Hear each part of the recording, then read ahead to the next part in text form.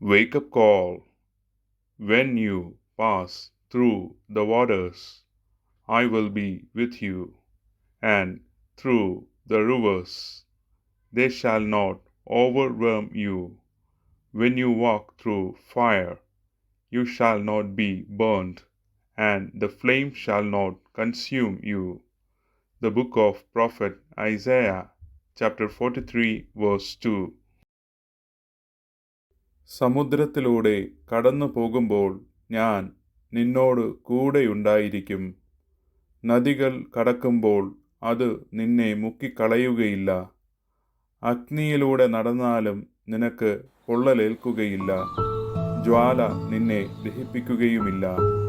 യെശയ്യാ പ്രവാചകന്റെ പുസ്തകം അധ്യായം 43 വാക്യം 2. Good morning. ഈശോ മിശിഹായ്ക്ക് സ്തുതിയായിരിക്കട്ടെ.